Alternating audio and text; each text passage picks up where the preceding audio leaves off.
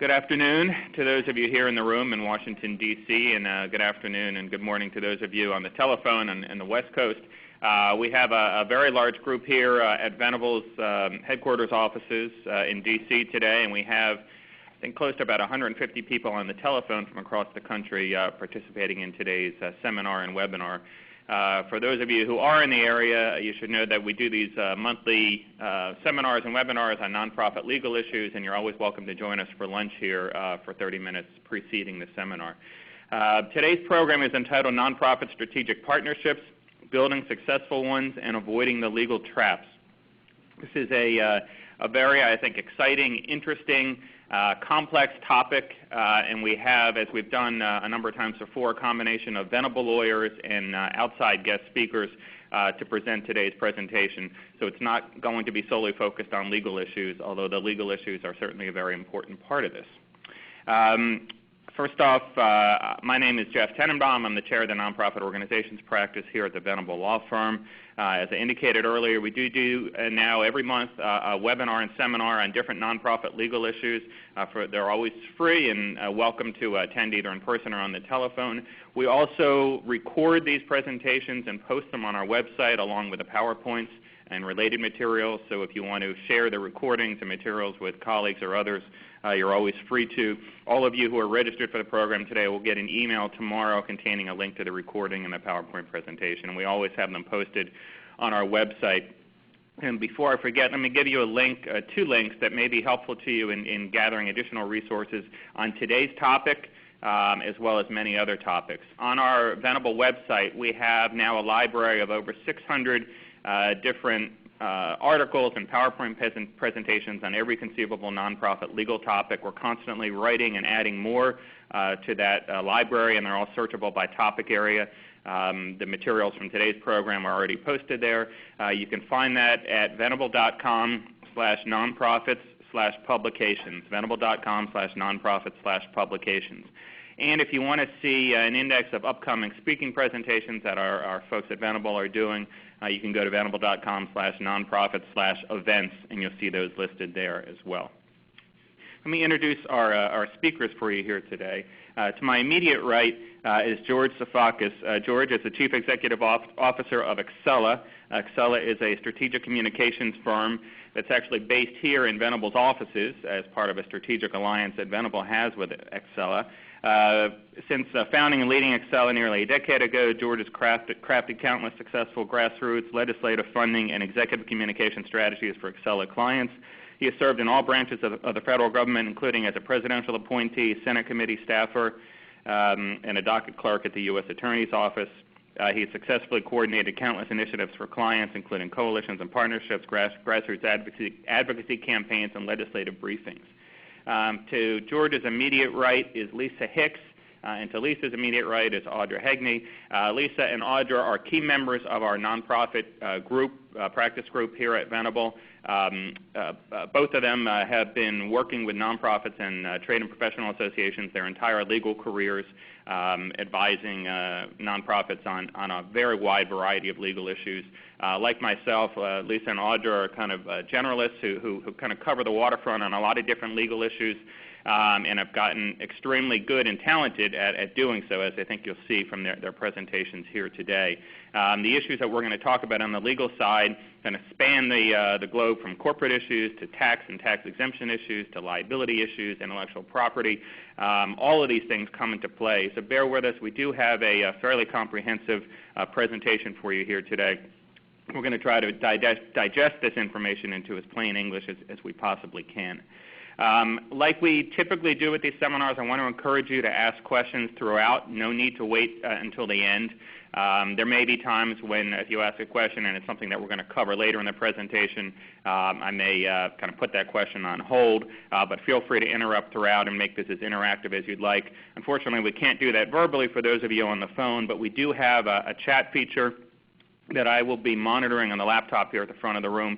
So send your questions throughout using that chat feature, and I will pose those to our speakers at the appropriate times. Finally, one last plug for our upcoming, two scheduled upcoming nonprofit seminars. Next month on November 10th, We're doing one on nonprofit fiduciary issues, again with an outside speaker. And then on December 6th, we're doing one on nonprofit fraud and embezzlement issues. Again, a combination of venerable lawyers and an outside speaker. As always, the presentations go from 12:30 to 2 p.m. Eastern Time, with lunch proceeding here in our offices. With that, I'm going to turn it over to George to get us started. George?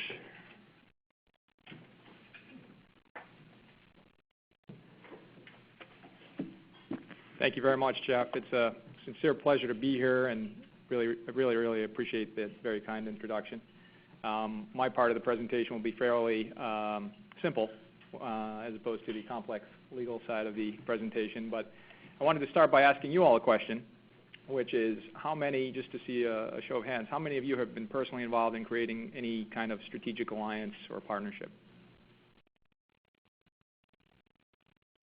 Okay, so about half the room. Okay, very good.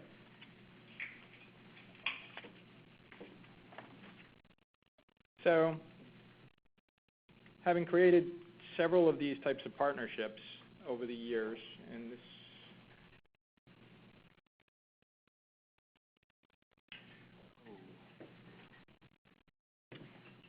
Sorry, we have a technical difficulty that I should have remembered how to. Yeah, there we go. Perfect, thank you. So having created several countless partnerships over the years, we've developed a mantra which consists of defining what strategic partnerships are. We look at strategic partnerships as formal alliances between enterprises, and usually they're formalized by a business contract. It falls short of a legal partnership, agency, or corporate affiliate relationship, however. There are three key elements as we've gone through this process in creating these alliances that create a successful alliance, which is obviously the goal. The first is ethos, a nice Greek word. As a Greek American, I feel very strongly about ethos. And I feel that it's easy for me to say as well. And it's defined as the disposition, character, or fundamental values peculiar to a specific person, people, culture, or movement. So the first question is, do the partners that you're targeting for a potential alliance share a common ethos? And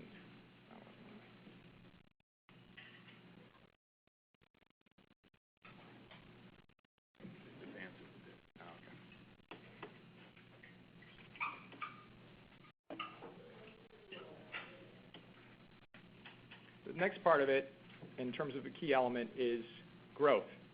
So how will this partnership serve as a catalyst for the growth you're seeking, for the growth of each organization? And then the final part is due diligence. This is a part that's obviously extremely important in the grand scheme of the partnership relationship, and clearly a part that the legal team will address as well. But establishing a matrix to ensure that the partners share a vision is also key to that as part of your due diligence. Do you share the vision? I'll go a step further and say a key part of this is talking about the human resource allocation. Without the human resource allocation, after you get through the three elements, if the people aren't in place to actually implement the alliance or partnership, it's not going to go anywhere. So up front, you need to make sure that you have the key human resource elements to make sure that the implementation piece is in place.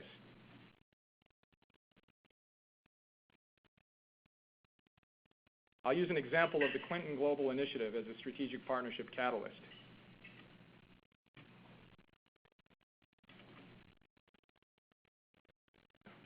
The strategic partnerships that have arisen out of the Clinton Global Initiative include partnerships with companies, nonprofits, organizations looking to impact the initiatives of the Clinton Global Initiative.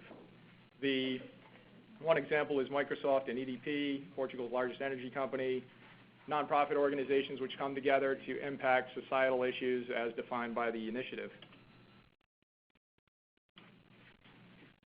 For example, the initiative showed that providing access to technology, particularly in remote areas, could help restore some of the stability where they were trying to provide crucial access to education and livelihood opportunities.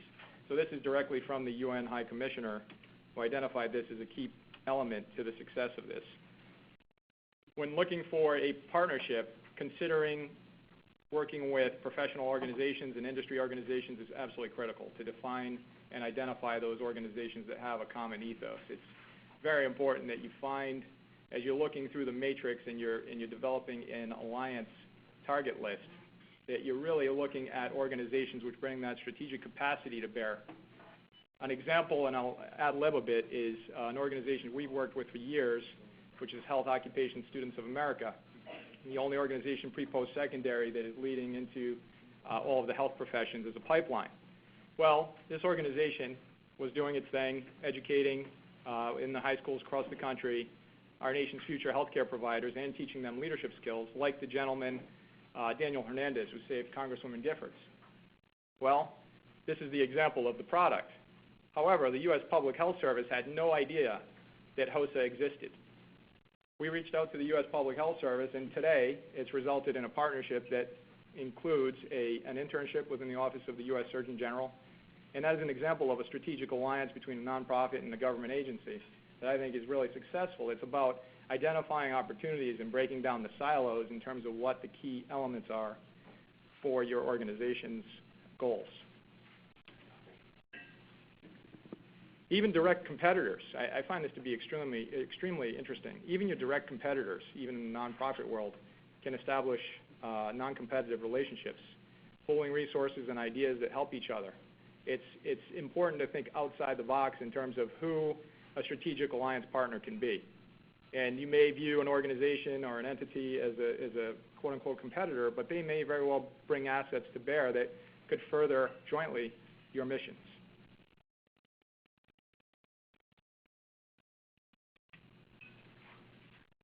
All potential strategic partners have the same vision and drive to make partnerships successful. That's a wrong statement. It's vital to obtain references and perspective from individuals who know these target organizations to ensure that you have the proper perspective moving along.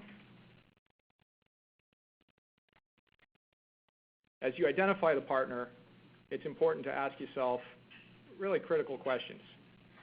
Does this organization seem like a good fit? Are its people the best at what they do? And could you get someone even better? Selling yourself short in terms of a partnership just to make it happen is not the answer, certainly. If you do, you're going to be spending a lot of time and energy holding up your end of the relationship, as defined by Inc.com. If you have a big name, quote-unquote, strategic partner that doesn't live up to the promises, you may also find yourself in a bind. So taking the time to make sure you're choosing wisely, going back to the due diligence element, is absolutely vital. Building trust. Recognize that differences can and do exist within organizations, and being prepared is absolutely vital to ensuring that the synergies identify and further your goals. And then defining the mission, goals, and objectives. Bringing together the team. I alluded to the human resource allocation. Bringing together a team that successfully requires that each potential alliance member understands completely the mission, goals, and objectives of the initiative is absolutely critical. That is really the critical piece. It's all part of a due diligence process.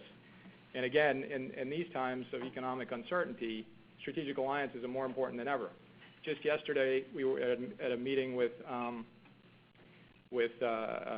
Brian Moynihan, who talked about public-private partnerships at Bank of America.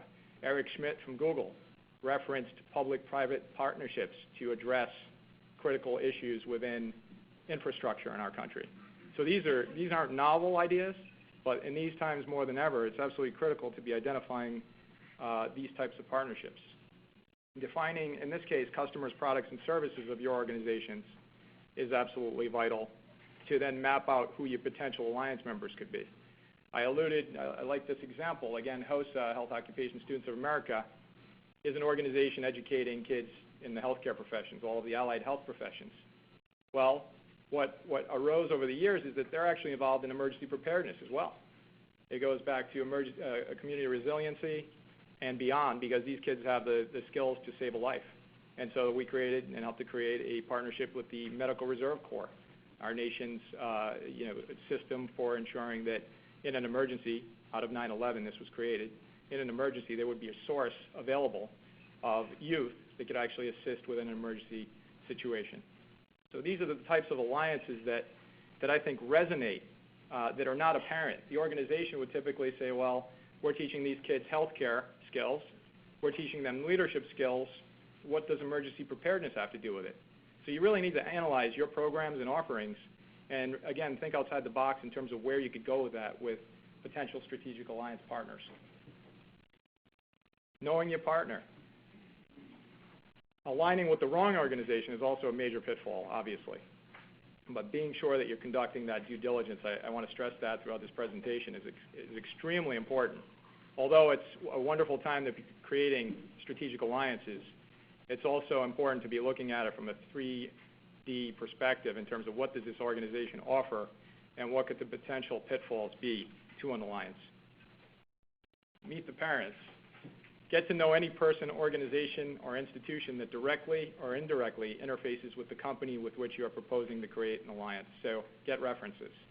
This is just like a job interview, but you need to approach it in a professional manner. You need to have also a key element is having an intake system.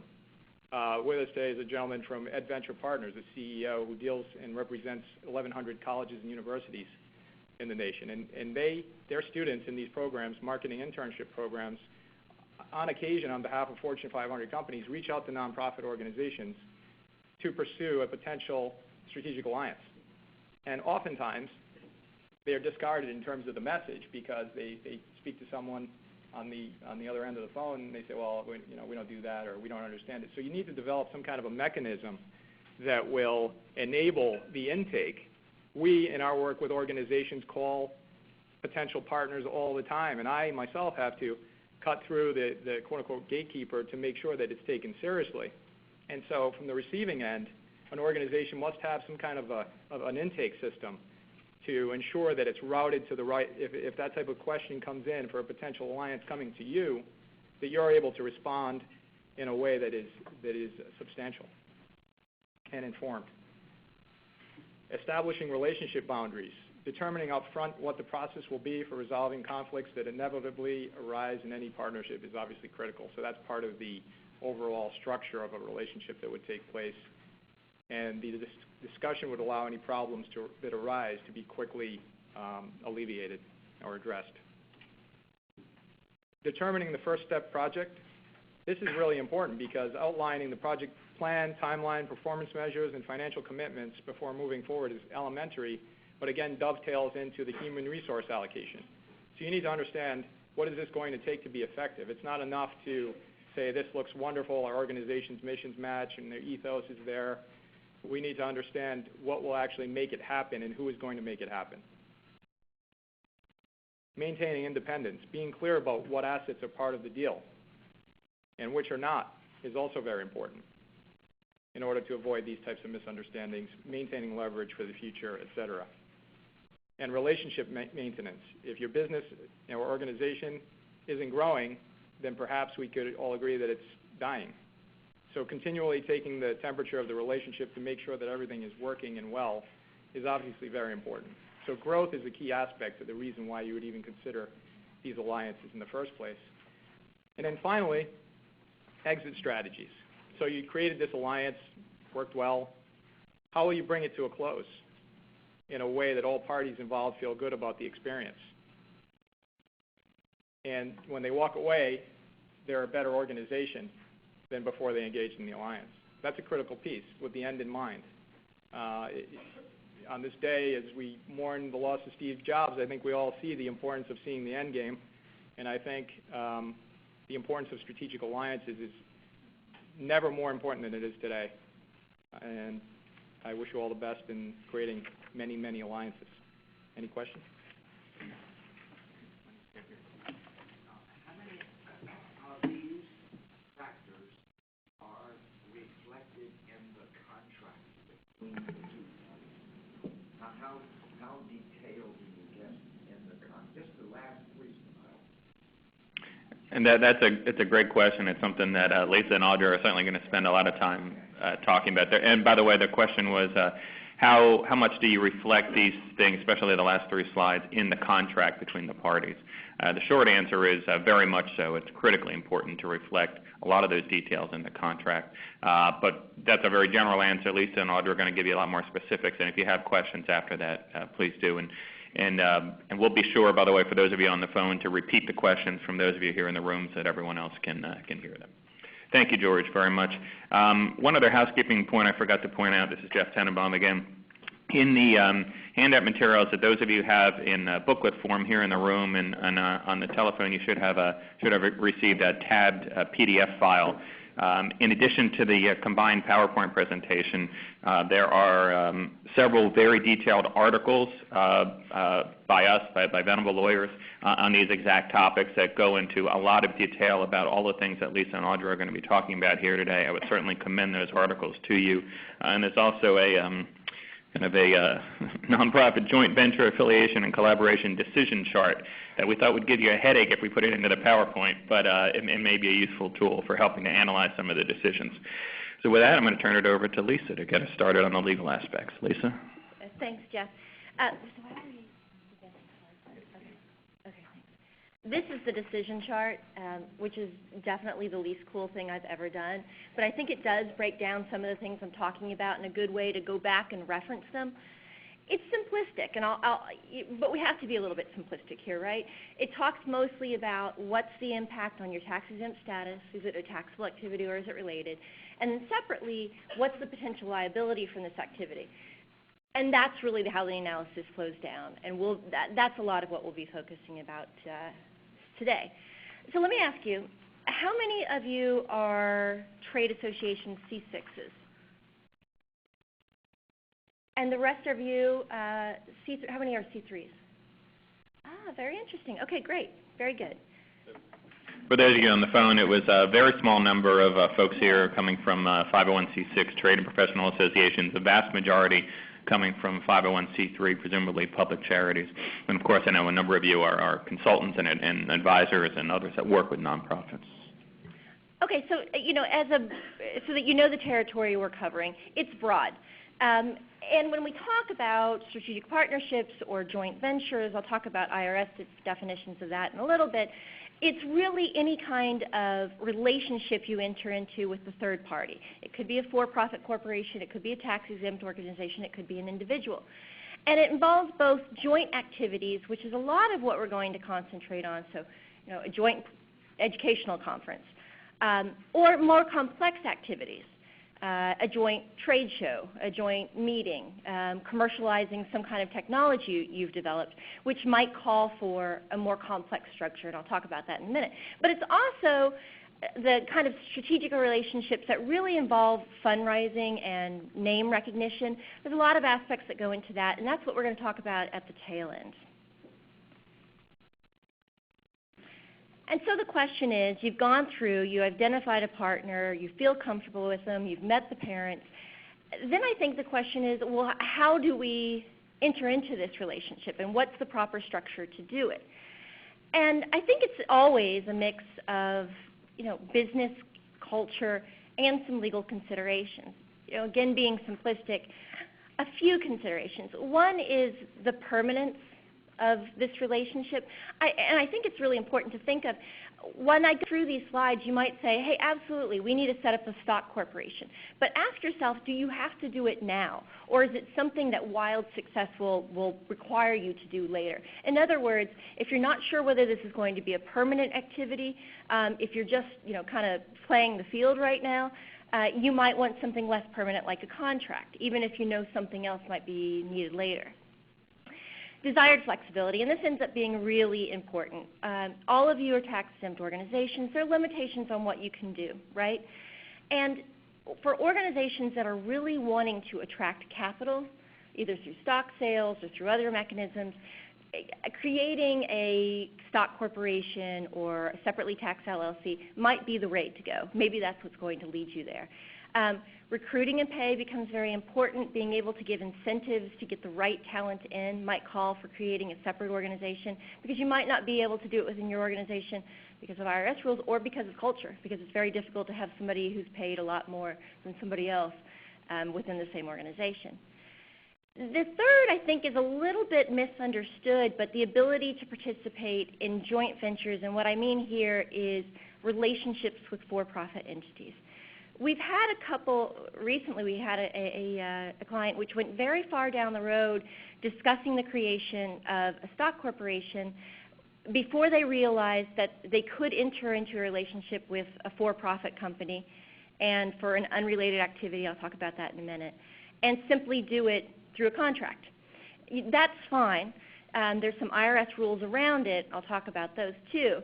But many organizations don't want the limitations that tax-exempt organizations want. They want the flexibility, or they want to simply, it's called, I think, a shield corporation. They want a corporation to stand between them and their assets and this activity so that they don't lose all of it because of this. So another reason it's done. And then the thing that we're going to talk most about is two things, which are primarily legal. One is, what's the potential liability related to this? In other words, why would people sue us? And how would we lose money? Is this a risky proposition? We may not make our money back. Really important considerations. And again, with the idea that when the tax-exempt enters into this activity, it wants to be able to protect its long-term existence. So that may be that you need to segregate this activity in a different structure. And then what impact is this going to have on our tax-exempt status? Many organizations are being very entrepreneurial right now, which I love to see. But you do need to understand, how would the IRS view this activity? Would they view it really as a business, the income from which should be taxed? Or would they view it as a related activity, the income from which would not be taxed? And the reason that's important is, next slide, requirements on what you do to maintain, in relation to maintaining your tax-exempt status. Now, I get this question a lot. The requirement is really broad. You're supposed to substantially engage in tax-exempt activities in order to maintain your tax-exempt status. And then there's really no hard definition around that. It's always a facts and circumstances test. Substantiality. You can engage in activities which aren't related to your tax-exempt status. One example many years ago was a case involving a law school which wanted to create a spaghetti company. Spaghetti company was, yeah, right. You're looking at me like that's ridiculous. It was in competition with like Olive Garden, and it was clearly a business. In that case, the question is that activity substantial? There's no fixed number. But the IRS, and we often give the guidance that if you're approaching 15% aggregate, not just from this activity you're contemplating, but from all of your activities or your income, then really start thinking about whether you need to spin it off. And I say activities or income because this could be a losing proposition, but your staff is spending 50% of its time on it. So important to look at both of them. And then, of course, once that trigger is hit, or if your board is uncomfortable with even inviting the trigger, that may be a reason to go into some of these other structures we'll talk about. I'll also say, let me say, I think one thing that's often overlooked is doing a really, and it's beyond the scope of today, but doing a really careful tax analysis of what is the activity we're going to engage in, and is it related or unrelated. Sometimes clients will make an assumption immediately about the character of the income, and that's really kind of a primary question. And then, the other side of this ridiculous chart I made, creating a liability shield. Now, when an organization engages in certain activities, it's liable for its losses. It's liable for its negligence. If somebody trips and falls at one of your meetings, let's say it's held in your office, you're going to get sued. The nice thing about some of these structures is the ability to create a shield from liability, which means, let's take, we have a client which runs a very large trade show. They are thinking about putting it in an LLC or in a tax-exempt corporation, and the reason is it's a huge activity of theirs, and it's their largest potential liability. People get injured, there's other kinds of claims, or there's financial losses related to it, looking at things like attrition. Doing some of that analysis to really figure out what would our position be if this went poorly, and how would that affect the organization, may be another reason to create another entity. I'm not going to go through and explain this, and I don't even know if I understand it anymore, but this just shows you that what I've talked about is explained in the chart and sort of a, if you think it's substantial, you might want to go this way. Okay, so your options. Breaking it down pretty, again, simplistically, but it's pretty much the universe of what you can do. You can do a contract. You can do a contract between you and the other party, be it for-profit or tax-exempt, as long as you're comfortable with the amount of liability that could be related to it, comfortable that your insurance covers it or that you have the reserves for it, comfortable with the tax impact on your organization. As the activities become more complex, and again, that's what the chart helps you walk through, and Audra's going to talk about in a minute, then you really start to look at two other options. One is a limited liability company. This is becoming more and more popular. There's two different types. One is called disregarded, which means in a disregarded LLC, you have a shield from liability, but the income flows right through. So it's as if you engaged in the activity, except for liability purposes, with some limits around that.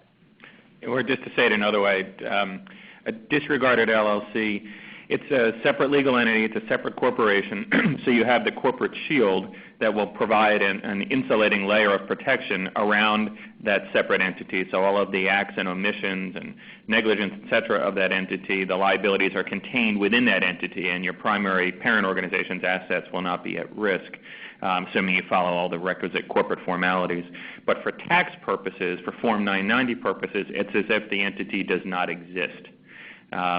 And you can do this with a single-member LLC, and it's a nice vehicle for providing a liability shield for a somewhat risky activity, but still being able to take full advantage of your organization's tax-exempt status. Of course, this makes sense to utilize when you're engaging in an activity that is substantially related to your exempt purposes.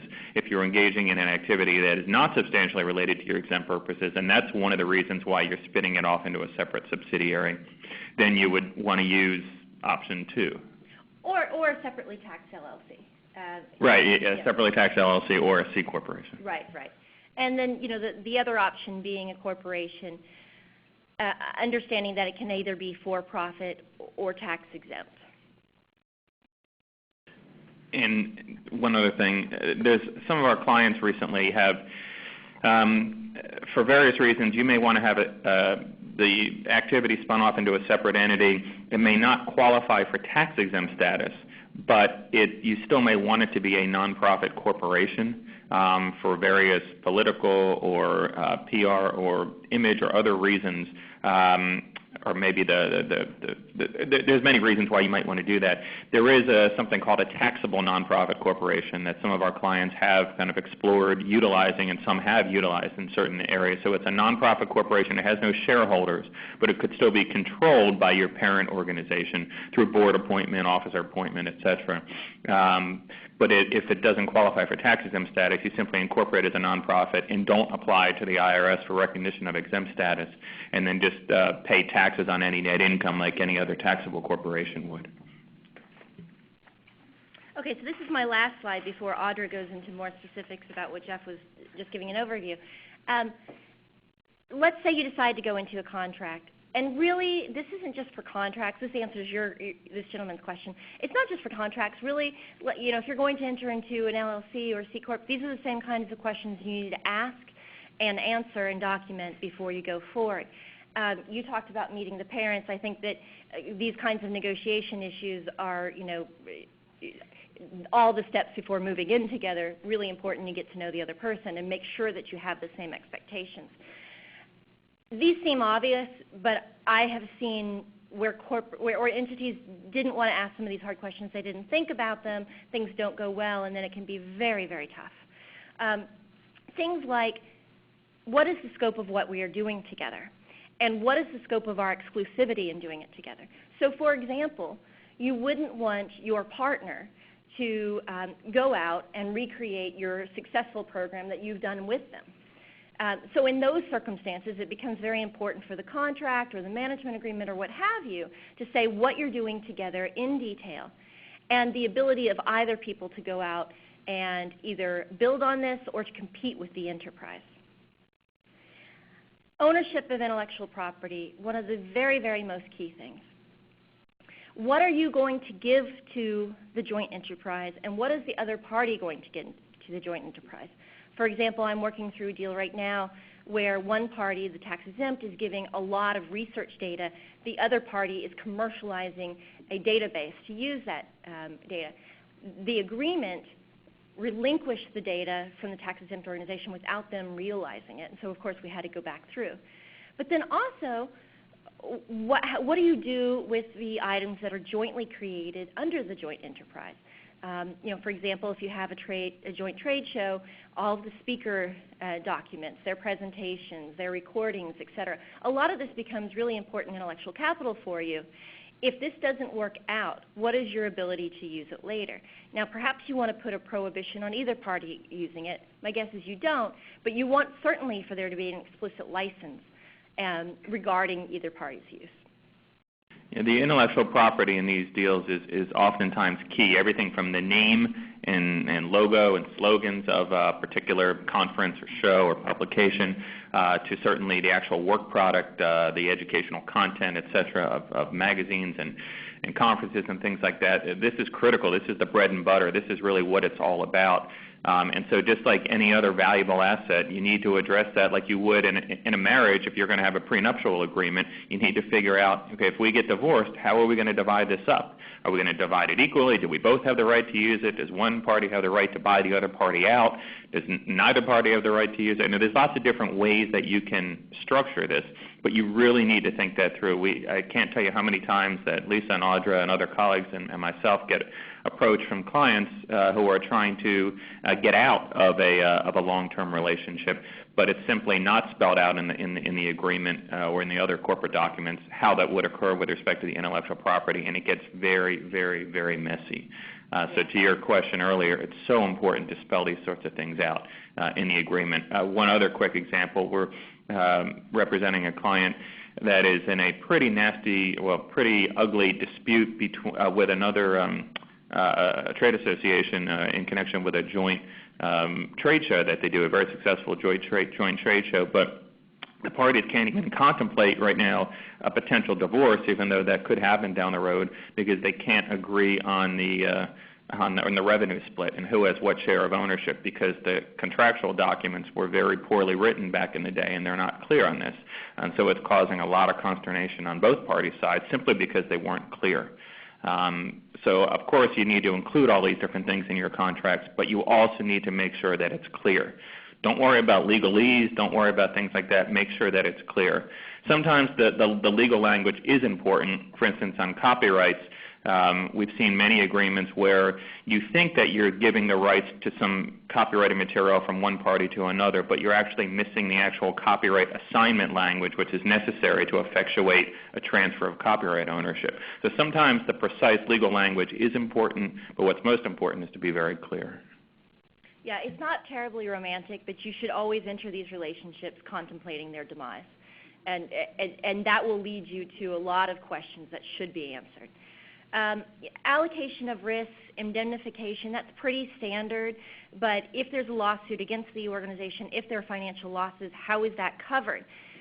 For example, if one party is giving 40% of the income, but it's not clear how losses are covered, they may say, we don't have to cover 40%, or it's a less percent. It's not necessarily the case that that is always linked.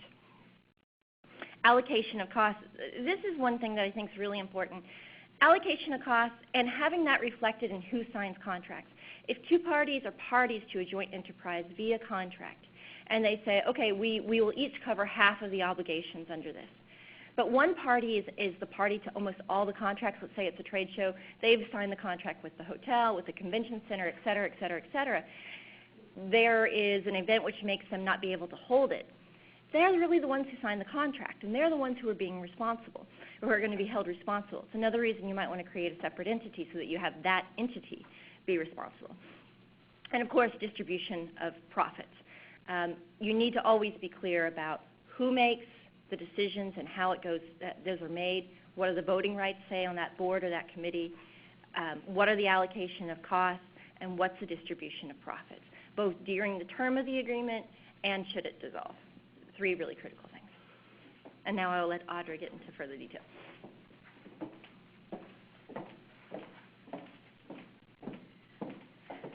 All right. Thank you. So I am going to talk about what you do if you decide that a contractual relationship is not going to be protective enough for the activities or the taxation of the activities you're going to be undertaking. So as Jeff touched on briefly, the first type of entity that you can create, and it is the type of entity that you would create if you're concerned about liability, but the activities you're going to be undertaking are related to your exempt activities. You might consider putting all of those activities into a disregarded LLC. And generally that's a single member LLC, and that member would be an exempt owner. And the activities of the LLC are just considered a branch or division of that single exempt owner. So all the activities would be attributed to that owner. So although the activities for tax purposes are attributed to that owner, it's still considered a separate corporate entity, so you would be shielded from liability. And the disregarded LLC would benefit from the exempt owner's exempt status because it's considered exempt by virtue of the single member owner's exempt status in their determination letter. So what you do have to consider is that all the activities that you conduct through this disregarded LLC will be reported on your Form 990, and the analysis as to whether these activities will be taxable is the same analysis that is undertaken for the general organization itself. Are they related to your exempt purposes? I apologize, I've been on the wrong slide this whole time. I thought that looked different than it was supposed to. So you do need to be careful, because if the activities of the disregarded LLC are unrelated and they do become a substantial part of your activities, this could ultimately jeopardize the tax-exempt status of your organization. So if that is the case, you'd want to consider either creating a separately taxed LLC or a C corporation. And with a separately taxed LLC, this can be a multiple member LLC or just a single member. But what you do have to remember is the IRS, when you form an LLC, the IRS automatically assigns a classification to it and how it's taxed. So with a multiple member LLC, you will automatically be taxed as a partnership, which is not ideal. So you'll have to actually make an election to be treated as a corporation and taxed as a corporation. And with this separately taxed LLC, you want to treat it as any new organization. You'll want to create the formation documents with an LLC that is an operating agreement. And you want to set forth the different roles and responsibilities of the parties that are going to be members to the LLC, as well as just setting out the manner in which the LLC will function. So you'll want to set forth in this operating agreement the different contributions that the different members will make to the LLC, as well as the purposes of the LLC and the manner in which any assets from the LLC would be distributed or allocated. You'll also want to put some provisions in there, as Lisa was talking about, contemplating the end of the LLC. Yes? Sure. Give examples of some of these different, like when you would form, an example of a tax LLC offer, what was some examples? Sure. So I think that if you're... Repeat the question. Oh, absolutely. The question was to give some examples of when you would form a disregarded LLC versus a separately taxed LLC. So I think the best example for a disregarded LLC would be if it was some sort of activity. Let's say you're a medical organization. Your charitable purposes are to perform health services and do research created with that. So you're going to start doing some medical testing, which could be construed as related to your exempt purposes, but medical testing could be seen as inducing lots of different liabilities, right, if you get the test wrong or something like that. So a disregarded LLC might be the right venue for that, because you're still performing activities that are consistent with your exempt purposes. They further them. So that's not going to cause any tax issues. But what it might cause is liability issues. The testing goes wrong. You give the wrong results to somebody. So you'll want a separate corporate entity to protect you and create a shield for that. When you create a separately taxed LLC or a C corporation is, kind of the Italian restaurant example. So you're going to be doing something that is not related to your activities at all, and it's probably going to end up being a substantial thing. And going with the Italian restaurant, there could be some liability, food poisoning. We want to have some protection from that. So those are kind of the different considerations that you might go through. And just to interrupt, what we see often is generally not a nonprofit getting into something that's completely unrelated to what they do. That usually wouldn't make a lot of sense, although we've seen some crazy things. But usually it's more something that is related. It's kind of a spin-off from their core activities, an organization that does say, a ton of research, and then they realize that through that research they've created some very valuable patents, and they want to take that very valuable intellectual property and commercialize it to create some consumer products or things like that, or medical products based on research, and spin it off, and could be a very profitable activity.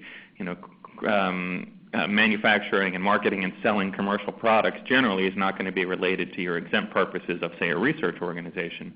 But if you put it into a separate LLC that's not disregarded, or a C Corp, you can carry on those activities without limitation, earn as much money as you want. Of course, the corporation would have to pay tax on its net income like any other for-profit corporation would. It can deduct expenses just like any other for-profit corporation can. And then the after-tax profits can be transferred back to the parent nonprofit in the form of tax-free dividends. Yeah, and I think Lisa will discuss in more detail the transfer of profits afterwards. So that is the value of a separately taxed LLC. Oh, sure, go ahead. In conducting we all, I guess, work under our name, our brand Right. is our name. You're conducting these activities, you have to do it under the name of the LLC, or can you do it under the parent name? The activities that you have created the LLC to protect yourself from, you would want to do those under the name of the LLC, because the whole idea is to protect the parent organization from having these activities attributed to it. So you would want to conduct the activity out of. So, and it's sort of like marketing, so you have to say an event, trade show example, so I'm going to use that as an example for that. So ABC Association has a trade show, they think, well, put that into an LLC for liability reasons. Does ABC Association put on the trade show in terms of marketing it, or is it the new LLC's name that goes on that event? Okay, and the question is, if you form a separate, either disregarded LLC or not disregarded, regardless, if you're carrying on activities through that separate entity, do you carry on and market those activities under the name of that separate entity or under the parent's name? And Audra's exactly right. You need to, when I referred earlier to corporate formalities, and I think we're going to cover this more later in the presentation, but what I'm referring to is things like, if you want the benefits of the protection of that separate entity, then you have to have that separate entity being the one to carry out the activities, including using its own name to market and carry on the program. However, it's perfectly acceptable, just like your parent nonprofit licenses its name to others, endorsed vendors, chapters, international affiliates, many others who you license your name to.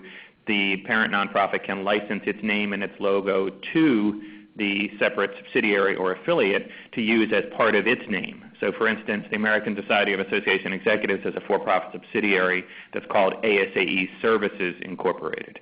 That's perfectly acceptable for ASAE to license a name. Now, just like any other commercial transaction like that, especially if it's a nonprofit licensing its valuable intellectual property to a for-profit entity or taxable entity, you need to get fair market value, so the subsidiary or affiliate would need to pay a royalty to the parent nonprofit for the right to use that name as part of its name, but that's perfectly appropriate.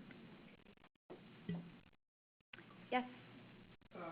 So for a nonprofit corporation that has some other side business, also nonprofit, for example, what's the difference between doing that and if the parent nonprofit has a group tax exemption, a subsidiary? Well, a group tax exemption, for those of you who are not aware, is it's a pretty nice tool that the IRS offers that enables a parent tax-exempt organization that has affiliates. You see it most often where a national, say, nonprofit that has state and local affiliates. These are all separate legal entities. Okay, so a group exemption only applies when they're separate legal entities. If they were not separate legal entities, if they were simply state divisions of the national nonprofit, you wouldn't need a group exemption. So by definition, if it's a group exemption, these are separate legal entities, and you have that separate legal status protection. It's just that the IRS allows this vehicle whereby you can apply to the IRS for a group tax exemption, where kind of it's this umbrella that it's separate and apart from the parent nonprofit's exempt status, but it applies to all kind of similarly organized affiliates that follow certain requirements, and they can all be exempt under that group exemption. So in that scenario, Functionally, there really is no difference because they're separate legal entities. They're separate corporations. They happen to be tax-exempt nonprofit corporations, but they're separate legal entities. So if you were conducting, for liability reasons, you wanted to protect, isolate the liabilities in a separate entity, if you did it through, a state affiliate that's covered by a group exemption, that's fine. There has been some case law in the past as to whether, or the issue of whether group exemption should be a negative factor in analyzing kind of the corporate shield and the piercing of the corporate veil, and whether an entity should be treated as disregarded for liability protection purposes. But I think the conventional wisdom is that a group exemption should not negatively affect that analysis. And as long as you're following all the other corporate formalities, you should be okay. So what's the distinction between that and the disregarded LLC? Well, the question is, what's the difference between, say, a group exemption and a disregarded LLC? With a group exemption, it's a very good question because in some ways they seem similar. With a group exemption, I guess in both cases they're separate legal entities. With a group exemption, though, separate and apart from the parent's tax-exempt status, you have this group exemption kind of umbrella that covers all of the affiliates in the group, called subordinates. With a disregarded LLC, it's simply an extension of the parent's tax-exempt status. So with a disregarded LLC, you have the parent's tax-exempt status that essentially is the umbrella that covers the disregarded LLC. With a group exemption, it's something separate and apart from the parent's tax-exempt status, and you have to actually go to the IRS and apply for a group exemption. And I think, functionally, for example, if one of the members, let's say it's your Alabama chapter, starts engaging in activities which really don't qualify for tax-exempt status, they could lose their tax-exempt status. But in a disregarded LLC, it's possible the activities are attributed to you. So if the LLC, the disregarded LLC, started substantially engaging in non-exempt activities, you could lose your tax-exempt status. But the parent. You being also in group exemptions, there's a possibility of either having a group return or separate returns. In a disregarded LLC, it's one return. And when I say return, I mean a 990. Yeah. Okay, so in addition to the separately taxed LLC, another form of corporate entity into which you could put your activities that both you wanted to isolate because of their taxable nature and because of possible liability issues, you can create a C corporation, which is a for-profit corporation. It's a little bit more of a formal entity. I think it's more familiar to a lot of people in terms of corporate form. Again, you would want to identify all of the rights and roles of the different parties to the partnership in an operating agreement, but these can also be put forth in the organization's governing documents, so the articles and bylaws can define how that organization is going to operate. One thing that distinguishes a C Corp from an LLC is that you have the ability to issue stock. And I'll go into control issues briefly, and Lisa's going to touch on that more fully later. But the way that the parent entity would control a C corporation is by owning a majority of the stock. So you would issue that stock to yourself as the parent entity. So those are the basic types, and to go through some pros and cons of those is, so the disregarded LLC, as we've talked about, you really do need to go through a good analysis to make sure that the activities you're going to conduct out of that are not going to jeopardize your tax-exempt status. And, all of the activities of that are going to be reported on your group return. There is something interesting that recently the IRS has issued guidance indicating that LLCs can become exempt in their own right and not just as a disregarded LLC. In the past, generally only corporations have been tax exempt, but the IRS has issued guidance indicating the manner in which LLCs can be exempt, both as disregarded LLCs and also as separately taxed LLCs can apply for tax exemption.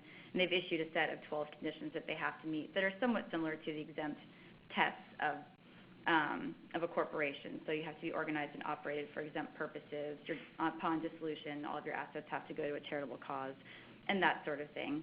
But again, if you're considering creating a separately taxed LLC because of tax issues, you probably would not be seeking exemption from the IRS. Yes, sir. Suppose the two entities are a state agency and, let's say, a private hospital. Okay. Which is And a state agency meaning a governmental entity? Right.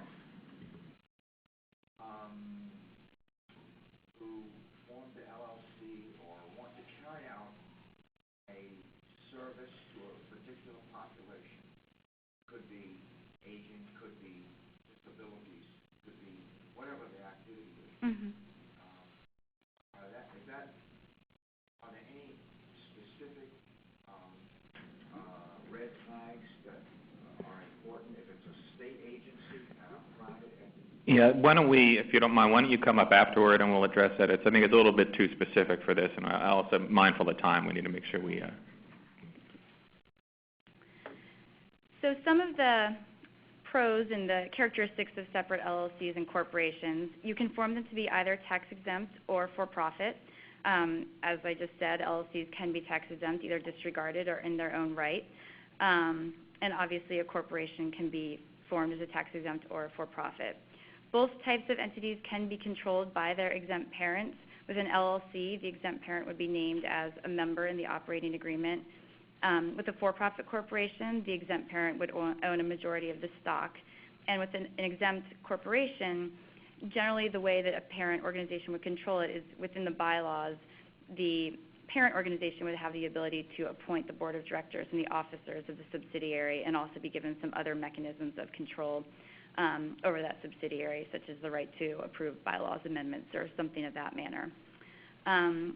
The other benefit of separate LLCs and corporations is that they do offer the legal protection, but you do have to be aware of the amount of control that the parent organization is exerting over that subsidiary so that you can prevent any corporate veil piercing.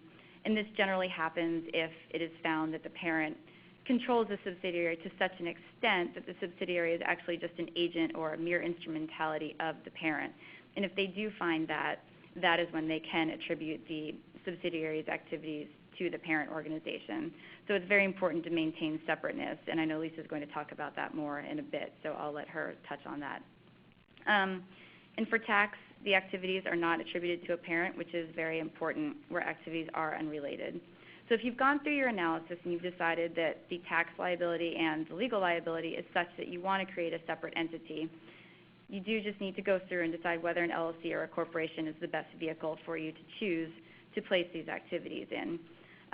The main distinction is that corporations can issue stock, and if that is something, that can be a good vehicle to raise funds and finances for your organization. So those are considerations that you want to take into account when you're determining the type of entity to place the activities in. And I think with that, I will turn it over to Lisa.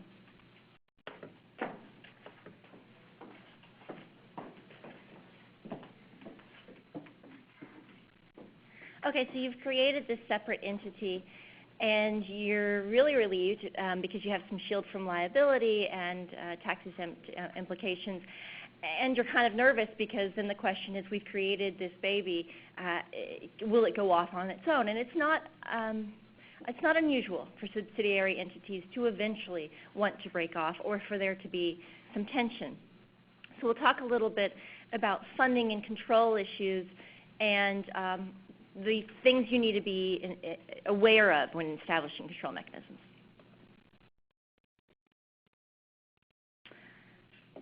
So first, I always get this question, how do we fund it? There are a significant number of C3s or charitable entities in the audience. If you're interested specifically in this, let me know and I can send you some of the reference. There are some PLRs which suggest that there's a limited amount of capital that you could transfer to a for-profit subsidiary.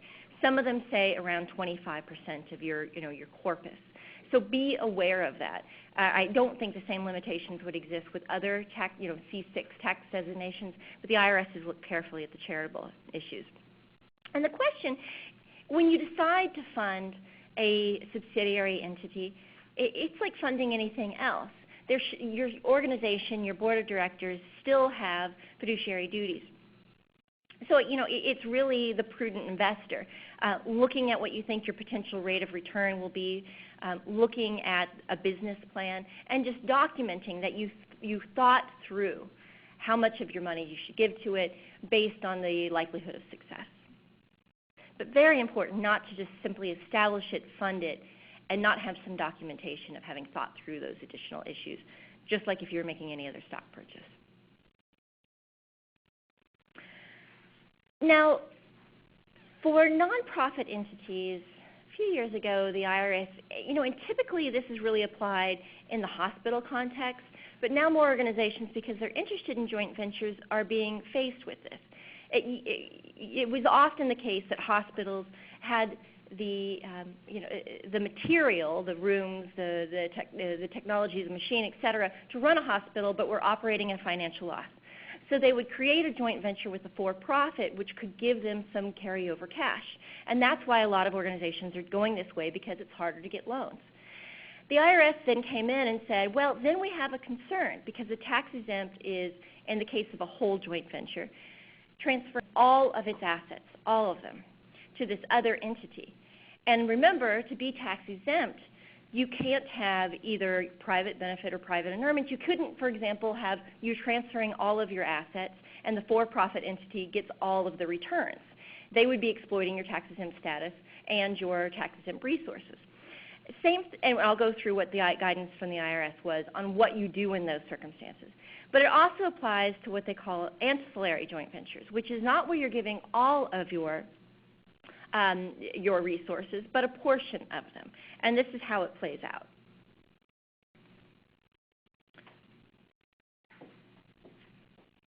In a whole joint venture, the issue is having majority control over these various aspects.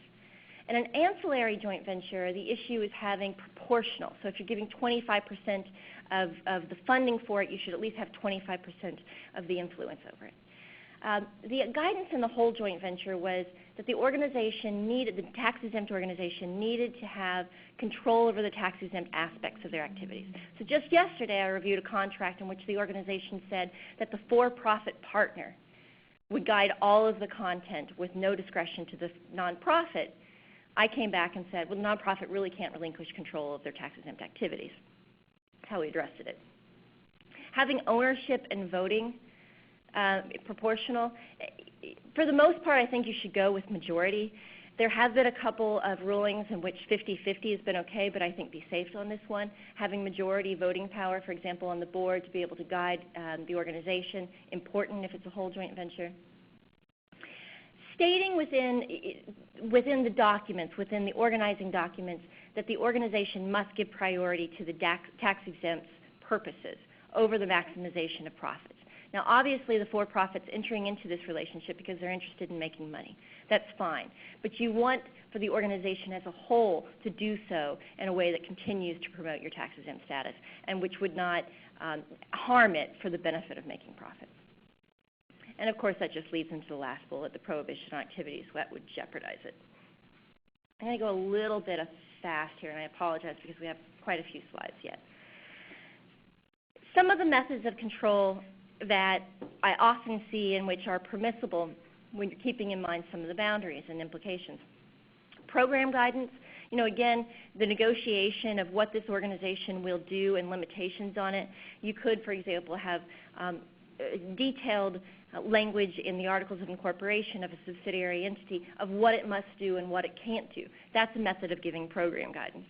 Voting rights, obviously, if you have majority control on the board. What some organizations will do is create a for-profit subsidiary, and the tax-exempt parent will be the single member, so they have all the member voting rights, or the majority stockholder, so they'll have all the majority stockholder voting rights. Again, another method of control.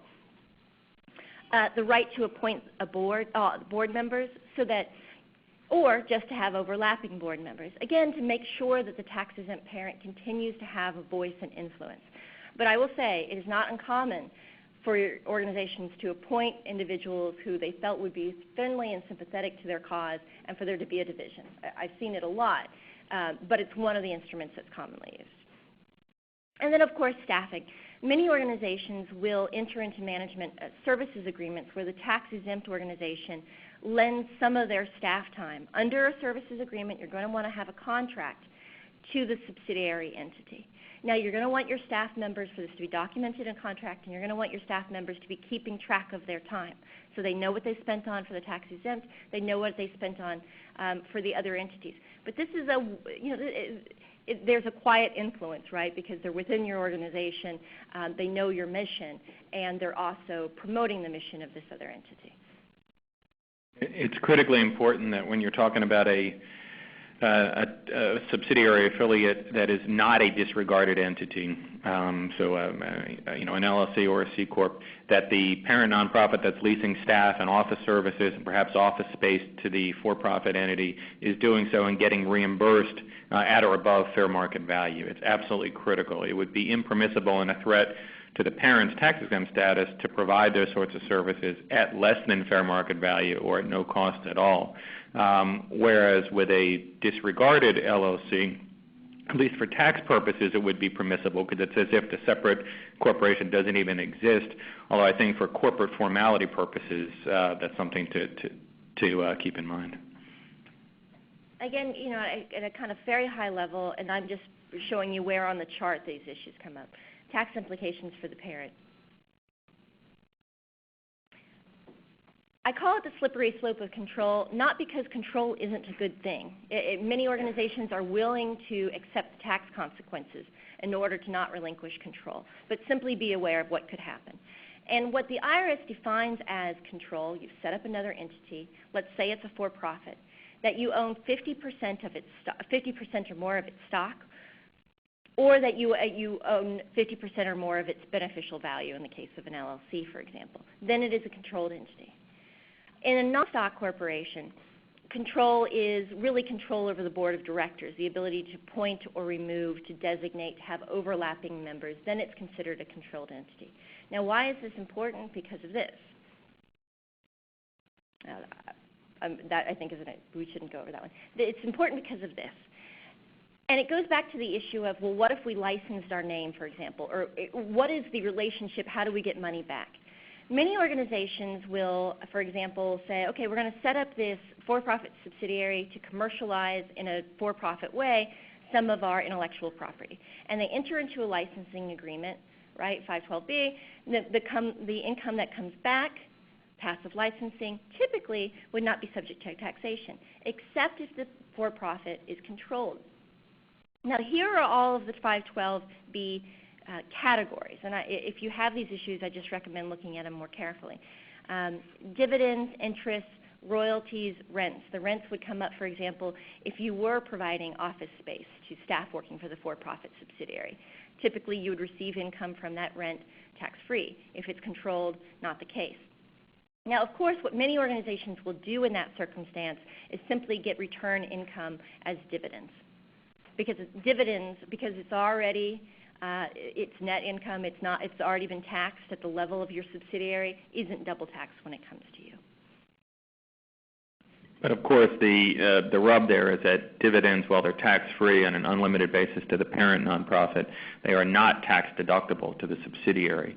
And so there's a built-in incentive to try to get payments from the subsidiary to the parent in the form of things like royalties or rent or even corporate sponsorship payments, things that are going to be tax-deductible to the subsidiary and help reduce the subsidiary's net income while still trying to keep them tax-free to the parent. But that Code Section 512B13 makes it more complicated, at least with things like rents and royalties. And this next slide really just reiterates in a less eloquent way, honestly, what Jeff just said. Same thing. Another thing, so one thing is how do we get the income back and what's the implication of control there? I think the second element is if we're exerting control, what is the proper way to do it and where do we get in trouble? Audrey talked about this earlier, attribution and corporate piercing. Attribution being when will the activities for tax exemption purposes of the subsidiary be attributed to us as if we had done it ourselves. And corporate piercing being when will the liabilities, financial or legal claims of the subsidiary be attributed to us.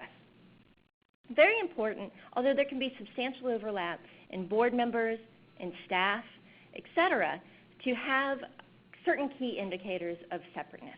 So if you share staff, absolutely do it at a market rate, very important, but also have an agreement and have separate tracking so that the staff have a sense of what they're spending on your tax-exempt work versus your subsidiary's work. Financial separation, separate books and records, separate bank account would be ideal. One of the key things that several cases have pointed to was that the parent really treated the subsidiary's bank account as its own. So, if it literally is, then it tends to point to that. And again, the corporate formalities are really important. Having regular meetings of each organization's board, documenting those things in minutes. There's simple things that can go a very long way. And another thing, if you're creating a for-profit subsidiary, there's something called it that it has a bona fide business purpose.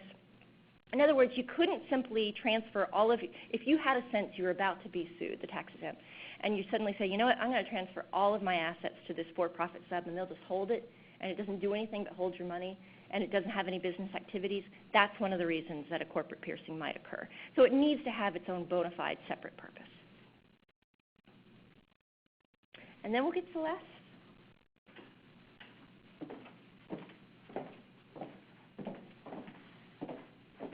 So we're going to close out the presentation talking about some much more loose affiliations, less formal than creating a separate subsidiary, and these are fundraising and promotional affiliations. So the first type of this is corporate sponsorship payments and qualified sponsorship payments.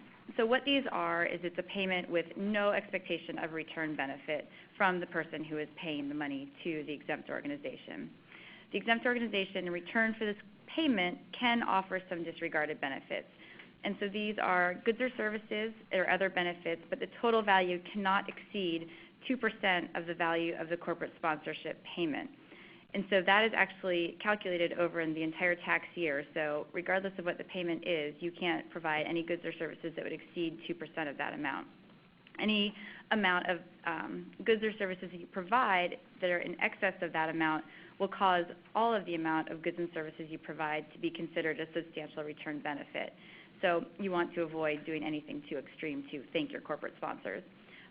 What you are allowed to do is recognize the corporate sponsor. You can use their name, you can use their logo, you can use their slogan as long as it's nothing that is too qualitative or comparative. So if they just have a little catchphrase, you can use that in connection with the activities that they're sponsoring.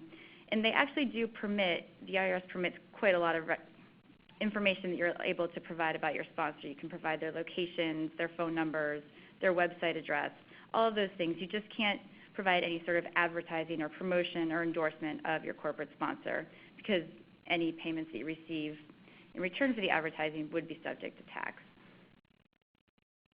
Another similar type of relationship is a licensing relationship or royalty income.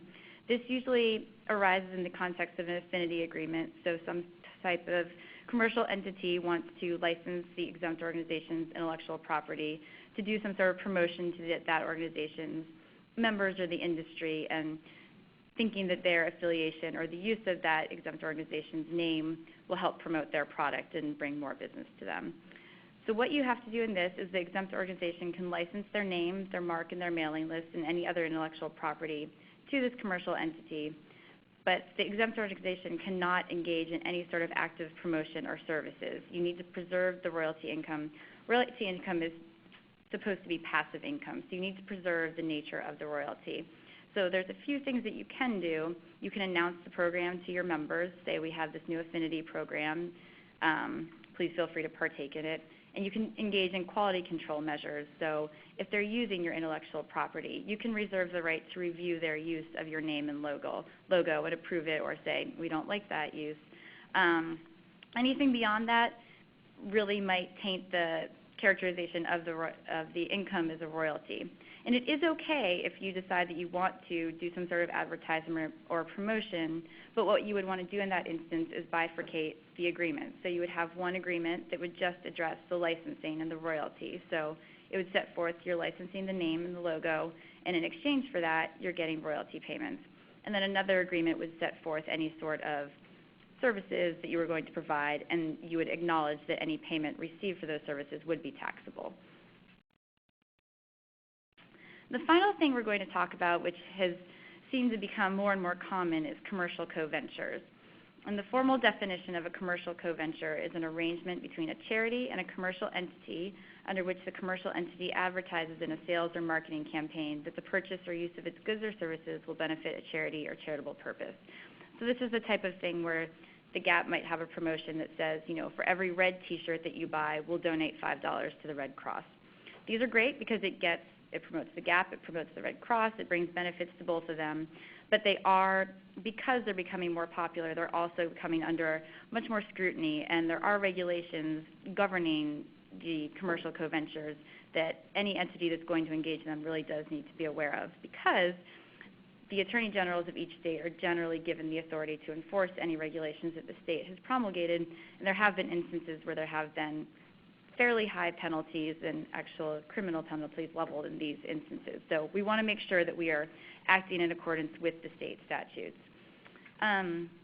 So about 40 states have laws governing fundraising and charitable solicitation, and of those, roughly 20 have laws that specifically regulate commercial co-ventures. So what you would want to do, and what you generally realize triggers your obligation to follow these statutes, is whether the definition of a commercial co-venture in that specific state applies to what you're doing, the situation that you're engaging in.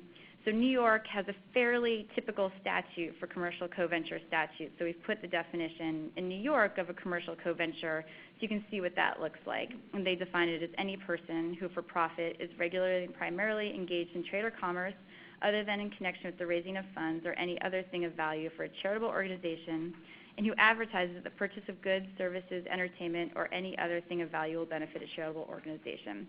So I read that as it's basically a commercial entity. Their main job is not to be a solicitor or a professional fundraiser, but for this particular promotion, they are going to be advertising that their products are going to benefit a charity. So meeting the definition in that state is what triggers the requirement that you follow the statutes. You register and report as required by your specific state statutes. And I will say that although New York's definition is fairly typical of the statutes, there are other states that have much broader definitions. So you might fall under the commercial co-venture statutes even if you don't fit this particular New York definition. So what are the state requirements? Generally, with the typical statutes that we've looked at, there's 5 general requirements. There's registration, bonding, a requirement of written contract, advertising disclosures, and accounting and record keeping. Registration just means that, and I should note, and I'll talk about this later, but a lot of these obligations do fall upon the commercial co-venture. So as the charity that's receiving these funds, you will be subject to sub-obligations, but primarily the states do put most of the burden of fulfilling these statutory requirements on the commercial co-venture. Yep. Register in every state, is it a national campaign or just for So for the national campaign, you'd have to look at, and this is where it gets tricky, is you do have to look at each state. So registration for purposes of the commercial co-venture will be each state in which they're creating the campaign. And I'll touch on this later as well, but as the charity, you also need to be registered under the charitable solicitation statutes in the states if that would be required by the state. So a national campaign can lead to some legwork on both parts. Yep.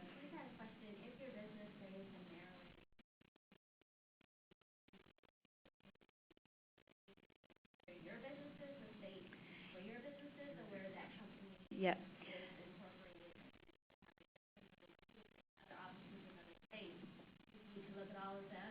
Right. Like in the DMV or DC, Maryland, Virginia, It's if big. you do business in all three states and you have this charitable campaign. Right. So the question was essentially if you're incorporated, for example, in Maryland, and let's say the commercial co-venture is incorporated in Maryland, located in Maryland, and the charity's in New York, and they'll be conducting the campaign across many states, what are the registration obligations? From my understanding is that the registration obligation arises from where the campaign is occurring. So if they're going to be, if this is just going to take place in New York, then the commercial co-venture would need to look at the New York statute. That's exactly right. The key is where the solicitations are occurring, because the whole purpose of these statutes is to protect consumers who are being solicited by charities or commercial co-ventures to make sure that they're not fraudulent solicitations, that the funds are going for the purposes for which they're being marketed, et cetera. So it's where the charity or the commercial co-venture are located or incorporated or, frankly, irrelevant for this analysis. It's where the solicitations are occurring. And for those of you who are thinking, well, what about if we do our solicitations over the web only?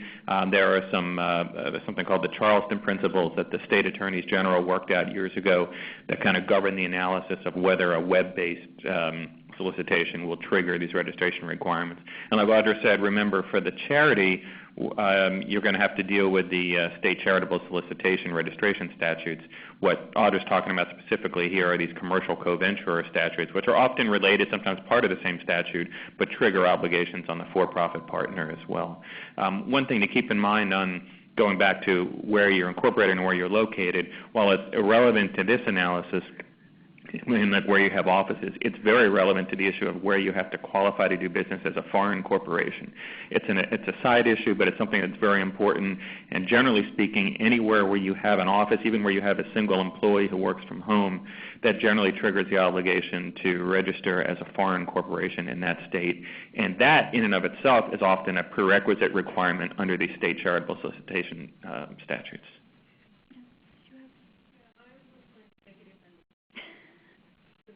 Because like, if you're, I'm registered in Maryland, but in Arundel County, if I wanted to solicit in Montgomery County. Yeah, the question is local registration. Generally speaking, this is at the state level.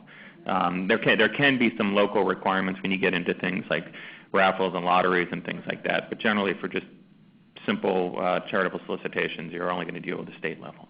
All right, let's try to finish up and take a few more questions. So just with the other requirements, bonding, a few states do require the commercial co-venture to obtain a surety bond, just covering any damages that will arise if the commercial co-venture does not follow the state regulations. The statutes that do require written contract also generally require certain provisions be included in the contract, generally defining the sales promotion, how long it will take, where it will take place, what charitable purposes are benefited. And because these statutes do tend to try to protect the charity, they often require a provision that allows the charity to cancel and sets the manner in which the charity is able to cancel and get out of the contract. Advertising disclosures, this is to benefit the consumer, they want you to say specifically what portion of the sales price will be donated to the charity or what percentage of the total gross proceeds will go to the charity. So they can't just say a portion of the proceeds will go to the charity in the states that have these advertising disclosures. And then accounting and record keeping, keep records of how much you take in, how much goes to the charity. Sometimes you're required to file that with the state, and sometimes you're required to maintain that accounting for a certain amount of years. As I mentioned, most of these statutes impose these requirements on the commercial co-venture, but the charities do have some obligations in some states. Sometimes they do have to register as well. They also have to file a written contract with the state, and they have to maintain accounting. And as we said, charities should be registered to solicit funds. So the main takeaway here is requirements vary by state. Check your state. Make sure you're good with the statute before you proceed and go into this promotion. In addition to state statutes, there is a Better Business Standard, Better Business Bureau Standard, number 19, that basically echoes a lot of the state statutes, requiring them to disclose how the charity benefits, the amounts, and they do require that this be disclosed at the point of solicitation. So any promotion of this campaign has to say the actual or anticipated portion of the proceeds that are going to go to the charity, how long the campaign is going to last. So for the month of October, the charity will get $5 of every $20 purchase, and any maximum or minimum contribution that the commercial co-venture will make. So, we're going to cap our proceeds to the charity at $500,000. And just to point out, this is the Council of Better Business Bureaus, their Wise Giving Alliance. We actually had the president of that group here in April at the seminar that we did talking about these standards. But of course, keep in mind these are not mandatory. These are voluntary, but they are kind of becoming a best practice in terms of charitable solicitation. So it's something I would recommend you take a look at. And that is it. So any questions? Any questions here in the room? I know we've been getting questions online that I've pretty much answered directly in the expediency of time. But any final questions here in the room? Yep, in the back. Follow-up about the parent nonprofit, multi-member LLC subsidiary, if you will, controlled by the nonprofit, shared that between them. So did I understand correctly that there has to be compensation paid in each